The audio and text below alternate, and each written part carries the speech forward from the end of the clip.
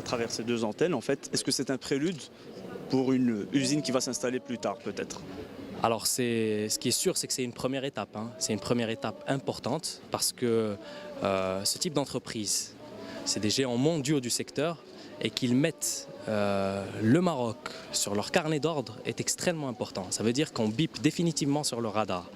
Il faut savoir que ce type d'entreprises sont dans une perspective long terme, ils se positionnent dans des partenariats qui sont pérennes et qui ont une vision sur plusieurs années. Ce n'est pas des décisions qui sont prises sur le court terme et c'est ce qui explique qu'il y a des étapes importantes à franchir avant d'arriver à une étape qui serait une installation. Et l'étape qui a été franchie aujourd'hui est une étape extrêmement importante parce que aujourd'hui, le secteur automobile au niveau du royaume, c'est 40 milliards de dirhams d'exportation. C'est le premier secteur à l'exportation. C'est des taux de croissance de 18% entre 2013 et 2014. Mais ce qui est encore plus important, c'est que près de la moitié de ces 40 milliards viennent des équipementiers automobiles. Et ces équipementiers automobiles sont aussi précieux que les constructeurs. Et c'est ce qui fait qu'aujourd'hui, on est extrêmement compétitif et c'est ce qui fait qu'aujourd'hui, Ford puisse se permettre de se sourcer au Maroc pour ses usines du sud de l'Europe. Moi, je voulais être informé en fait sur vos efforts à vous, au ministère, Oui. pour brasser en fait ce genre d'entreprise vers le Maroc. Alors nous, ce qu'on a développé avec le plan d'accélération industrielle, il y a deux piliers essentiels qui font qu'aujourd'hui, ce type de multinationales s'intéresse au Maroc. Ils ne sont pas les seuls. Vous le savez très bien, ils ne sont pas les seuls. Mais il y a ce qui a été fait sur une base historique, donc les réussites sur lesquelles on doit capitaliser, mais il y a aussi les perspectives et la vision qu'on développe.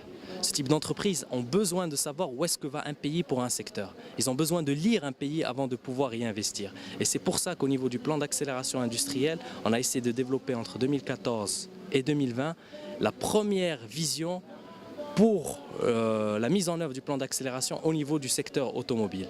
Donc ce qu'on a essayé de faire, c'est donc avec les écosystèmes augmenter le taux d'intégration, ce qui veut dire beaucoup plus de fournisseurs et si possible aussi des PME et des TPE marocaines qui s'inscrivent dans ce type de secteur.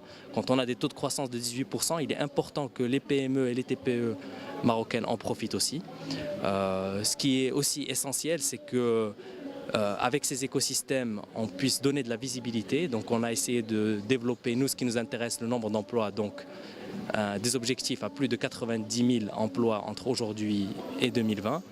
Et avec 56 000 qui sont déjà identifiés à travers 4 écosystèmes que sont le câblage, le métal emboutissage, l'intérieur, les sièges et les batteries.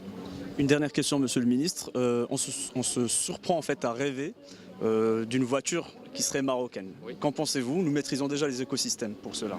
Non, ce qu'il faut savoir, c'est qu'une voiture n'est jamais à 100% d'une seule nationalité. Il y a un taux d'intégration, d'accord? Il y a un pourcentage d'éléments dans la voiture qui viennent d'un pays. Et notre but, c'est d'augmenter ce pourcentage. Et donc, parmi les objectifs qu'on s'est fixés, c'est de passer aujourd'hui, une voiture faite au Maroc est à peu près faite à 45% de pièces marocaines. Ce qu'on doit réaliser, c'est augmenter ce taux. Et notre objectif, je peux vous le dire, hein, c'est plus 21% entre aujourd'hui et 2020. Merci. En majorité marocaine. Merci beaucoup, Monsieur le Ministre. Merci.